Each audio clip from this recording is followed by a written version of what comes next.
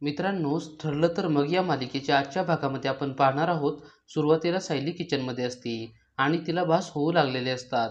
ती विचारात पडलेली असते.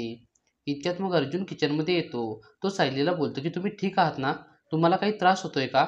सायली बोलते की नाही, मी ठीक आहे. अर्जुन बोलतो की मी डॉक्टरांना बोलवू का? सायली बोलते की नको. सायली मग अर्जुनला सांगते, मी खूप दिवसांपूर्वी या घरामध्ये आले आहे आणि राहिले आहे, असं मला वाटत आहे. अर्जुन बोलतो की तुम्ही सिनियर बरोबर आला होता ना इथे? सायली बोलते की पण तेव्हा मी किचनमध्ये आले नव्हते ना. तरी पण मला हे घर फारच ओळखीचं वाटतंय. अर्जुन बोलतो की तुम्ही सर्वांना लवकरच आपलंसं करून घेता ना, त्यामुळे कदाचित तुम्हाला असं वाटलं असेल. आता मग सायली स्वयंपाकाला लागणार असते आणि अर्जुन सर्वांसाठी पाणी घेऊन जातो. आता मग इकडे अस्मिता आणि प्रिया रूममध्ये असतात. अस्मिता प्रियाला बोलत असते, तन्वी, अगं तू रडू नकोस ना प्लीज. प्रिया बोलते की काय करू? अगं मला आईची फारच आठवण येत आहे. तिची आठवण आल्यावर मला रडू आवरत नाही. अस्मिता बोलते की पण ती सायली एवढी प्रतिमा आत्यासारखी कशी काय ग? प्रिया मनातल्या मनात विचार करू लागते की जे नको होतं ना तेच व्हायला लागलं आहे. ती मग अस्मिताला बोलते की ती सायली ना नाटकं करत आहे. तिला पहिल्यापासूनच असली सवय आहे. इथे मी माझ्या आईसाठी एवढं जीव तोडून रडत आहे, ते तुला दिसत नाही का? अस्मिता बोलते की पण पूर्ण आजीच्या एवढ्या लहान सहान गोष्टी सायलीला कशा काय माहीत असतात?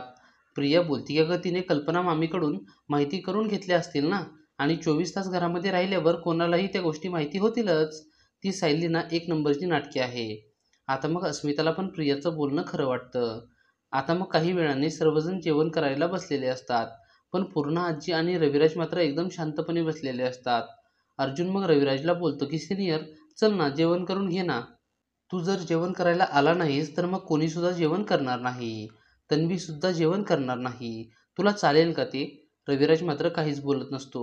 आता मग सायली रविराजला बोलते की रविराज सर आणि पूर्णाजी असं म्हणतात की एखादी व्यक्ती आपल्याला सोडून गेल्यावर 9 दिवस तिचा आत्मा आपल्या घरामध्ये भटकत असतो. आता मग तुम्ही मला सांगा, तुम्ही जर तुमच्या तब्येतीची काळजी घेतली नाही तर मग ते पाहून प्रतिमा आत्यांना काय वाटेल? त्या तुमची किती काळजी करत असतील?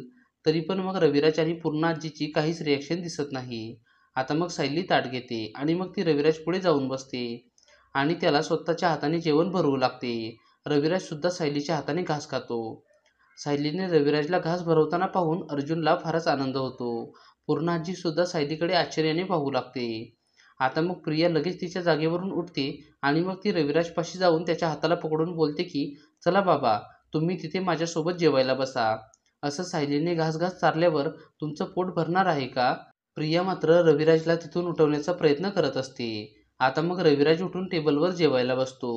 रविराज टेबलवर बसतो, पण त्याला सायलीचं फारच कौतुक वाटलेलं असतं आणि त्याला मनोमन आनंद झालेला असतो. सगळेजण जेवायला बसलेले असताना सुमन बोलते, सायली, तू आमच्या दुःखाचा डोंगर तुझ्या डोक्यावर घेतलास. किती सहज हे तू करू शकलीस. मला खरंच तुझा फारच अभिमान वाटतो. नागराज मग लगेच सुमनला बोलतो की सुमन, मला भात वाढ ना थोडा. इकडे आता साक्षी महिपतला सांगते की प्रतिमाची डेड बॉडी सापडली आहे. महिपत बोलतो की तिची डेड बॉडी सापडणं कधी शक्यच आहे का? साक्षी बोलते की अहो, खरंच चैतन्यला अर्जुनच्या आईचा मेसेज आला होता. तो तिकडेच गेला आहे. महिपत बोलतो की आता काय मुडदे चालायला लागले काय उठून? आणि तेही 20 वर्षापूर्वीचे. मी स्वतःच्या हाताने त्या प्रतिमाचा जीव घेतलाय 20 वर्षापूर्वी. ते काही नाही. हा मला वाटतंय एकतर नागराजचा प्लॅन आहे किंवा त्या प्रियाचं डोकं आहे. आता मग महिपत बोलतो की पण आपल्यासाठी मात्र ही एक चांगली संधी आहे. आता सुभेदार आणि किल्लेदार दोघे पण घरी ठिपके गाळत असतील. यामध्ये मुका साधून अशी खेळी करायची ना, त्या अर्जुनला श्वास घ्यायला सुद्धा वेळ पुरला नाही पाहिजे. आता मग संध्याकाळी घरी चैतन्य आणि साक्षी बोलत असतात. साक्षी चैतन्याला बोलत असते की आपण त्यांच्या घरी जेवण वगैरे पाठवायचं का? त्यांना जेवण वगैरे देणारं कोणी आहे का तिथे? चैतन्य मग बोलता बोलता बोलून जातो की माझं आणि अर्जुनचं काहीच बोलणं पण झालं नव्हतं. आता मग साक्षीला लगेच डाऊट येतो आणि मग ती चैतन्याला लगेच विचारते. चैतन्य मग तिला बोलतो की अगं साक्षी, म्हणजे अर्जुन पण तिथे होता आणि त्याचं आणि माझं काहीच बोलणं झालं नाही. आता मग चैतन्य रूमच्या बाहेर निघून जातो.